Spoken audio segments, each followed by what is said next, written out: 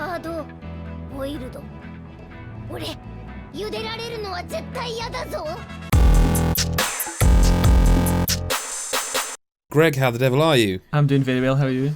I'm fine, but I am going to label a disclaimer right at the start of this video because we've had comments before, and to precede people having a fucking go about this video, I am not very knowledgeable on One Piece, and Greg, you have not played many of them either, but here's the thing, sometimes it's okay for new people to play games that you love.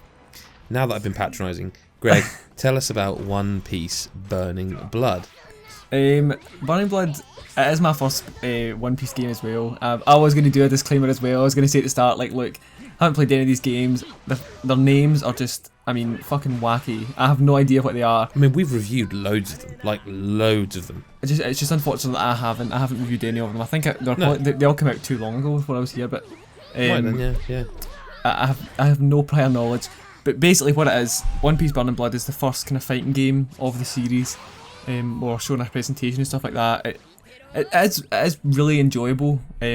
As a fighting game, as the first one in the series, it really is kind of like a good foundation. It reminds me sort of, I was going to say Street Fighter, it's more 3D obviously than Street Fighter, but Isn't it more like the Naruto games? yeah, the art style is really, I mean, it looks beautiful in 1080p, the graphics are wonderful, and if you're into kind of like the manga and stuff like that, it's right up your street. It's definitely like Naruto. The characters, the kind of wide character roster, it's obviously if you're a fan of the anime or the manga series, you'll know them all, you'll know the places, the kind of story of it. But what was interesting during an interview, which we'll pick it up on the site later, they did say that this game was more a kind of entry point into the series. That's what they kind of wanted it to be. For people who have never played a One Piece game, they wanted it to be a good kind of starting point, which I thought was quite interesting because, I mean, as someone who's never played it, I did find it fairly enjoyable, even though I had no idea like what the relationships between the characters or the stories or anything. I did find it really interesting, and I'm like quite hyped for it. To be quite honest, I'm not really hyped for much right now, but No.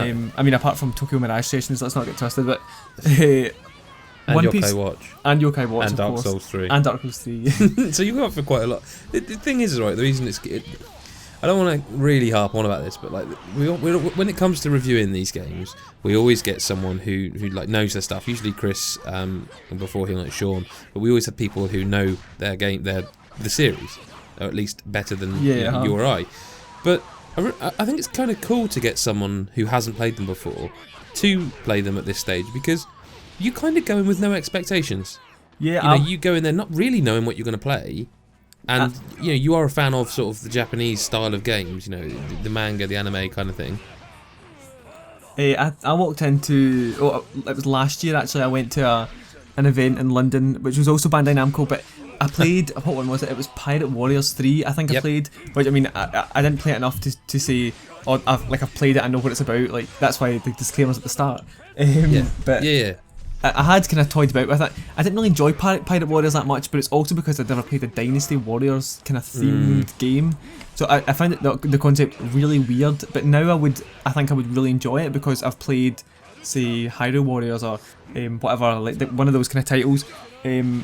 But like for the series as a kind of starting point, Burning Blood is a pretty interesting one because it is a total genre change. So obviously they were kind of going for something new with it, and I think it did. I think it has worked. Obviously this isn't a review or anything, it's not out at all, but no. from what I've played, it was utterly thrilling. I came out with a big smile on my face. What was thrilling about it? Because I know you like myself, you like fighting games, but this isn't like a Street Fighter fighting game, is it? No, it's not. It doesn't feel as serious. Obviously, I mean, Street Fighter, you obviously get the serious fans, and especially in Street Fighter because some of them are diehards, but same in Dark Souls. But with One Piece, it felt a bit more laid back, I suppose. It wasn't as kind of competitive. It didn't feel as kind of restricted to the elites. It was just an all-round kind of like wacky, fun game. The controls are quite difficult to get used to, but obviously you get taught them as you go on. They come up the screen. But it didn't feel as kind of pressured to be amazing at it and like kick ass. Obviously I did kick ass, I won every game, but I think that's because the computers were quite lame. but it wasn't as kind of like pressure cooker. You need to do well. It was more focused on the entertainment, you having fun with it, and not taking itself too seriously at all. I mean, I think that's One Piece in a kind of nutshell. It doesn't take itself too seriously, and it's one of the fucking wackiest, weirdest games, like the weirdest characters ever. But that's all part of the fun, I think. So without like annoying people who, because I'm aware that the likelihood of people watching this who aren't fans is probably, it's going to be fans that go looking for this sort of stuff. What sort of, when you say like the characters are so crazy and that, what sort of makes them any crazier than something like I don't know, like a Dragon Ball, or because Dragon Ball Z, like, they're all right. Some of them are fairly normal, but like someone like Vegeta or something, like, it just is a nut job. And like, what makes One Piece characters, from what you've played, so much more crazy?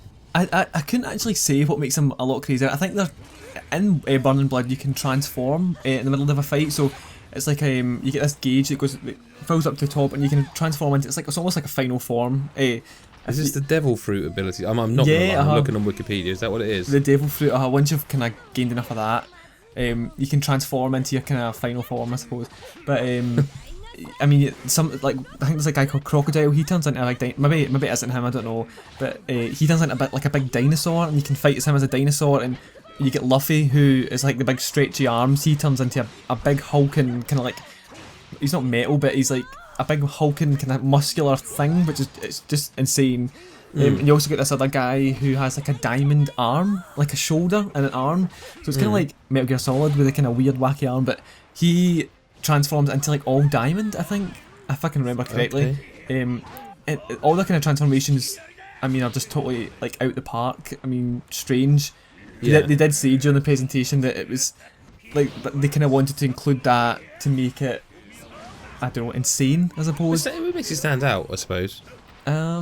I don't know. I don't really know specifically what makes it stand out from the crowd. Well, I suppose the characters. Oh, the characters, yeah. But it is kind of another fighting game. If you're into fighting games, it's I don't know whether it would stand out in terms of kind of combat. But is it trying to? What's it trying to compete with us? It's not trying to compete with Street Fighter. It's not that kind of thing. What's it trying to compete with, or is it in a market all of its own? Do you think? It definitely can't compete with Street Fighter. It's far too serious, and I mean it's enormous as well. But there's too much competitiveness with it. But I think it goes up against Naruto games specifically, because in the interview I had with the producers, they did say that it was more aimed at people who play Naruto games like that. That audience. They say it would be hard to swing kind of other people. Right.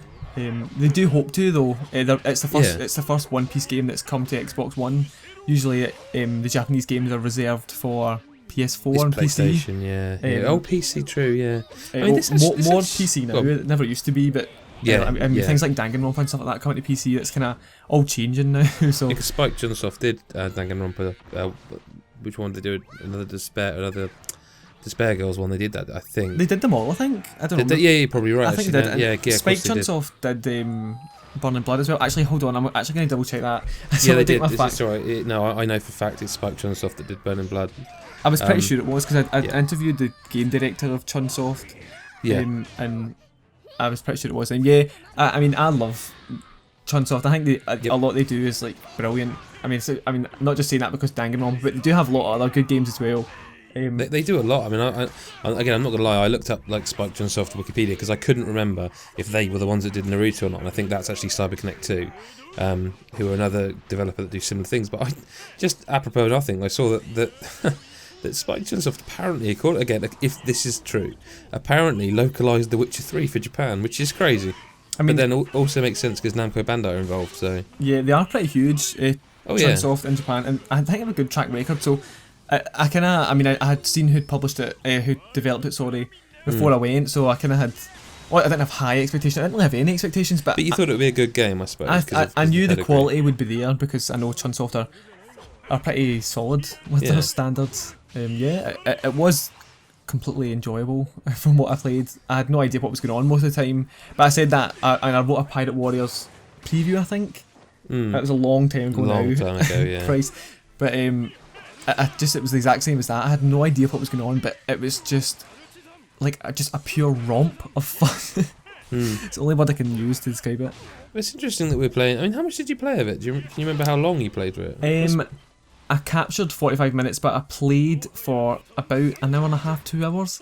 But it flew in completely. It's quite a lot considering the game isn't out until like, I mean, over here we're talking June. Yeah, I know. I mean, it'll be out in Japan before then, no doubt, April probably. But yeah, I mean, look, that's One Piece Bone and Blood. We hope we haven't made you incredibly angry by our hideous knowledge or lack of. You know how we have such a terrible track record for that. We do, but also at the same time, like, chill out. Sometimes it's kind of nice to hear what someone new to the series might think of it, because, do you know, it's easy to sell to fans. This is a chat for another video, but it doesn't hurt a fan of something to bring more people in who could become fans. I think that's it's important to be open-minded about that kind of thing and not closed-minded and say, no, if you don't know anything enough about it, you can't like this. Oh, that's for sure. That's dangerous, you know? Oh, it's just totally is. I mean, honestly, if they liked the game that much, they would want it to succeed. They would want more fans. Think so. You'd want someone to come to it like yourself and go, do you know what? I didn't know what to think this would be, and I've come away really wanting to buy it, sort of thing. I know. But you know what? All about positivity. Absolutely. I don't give a fuck about what people think. So... yeah, let's just stick it in the comments. Send your abuse in the comments, and we will not read it. So, but I won't. Well, I will, because Adam will. He enjoys it. I don't. Yeah, I do. I ignore it completely because I have better things to do with my life. But if you have a nice comment, then please leave it, because if you have a nice comment, send it to @GregHill on Twitter. Like, you know, and I will engage. Engage, indeed. Yeah, make sure you do. If you like this sort of thing, go to patreon.com/GodIsAGeek, because your support directly funds this kind of thing. And other than that, thank you very much, Greg. Thanks for your time. Thank you kindly. We'll see you in the next vid. Bye bye.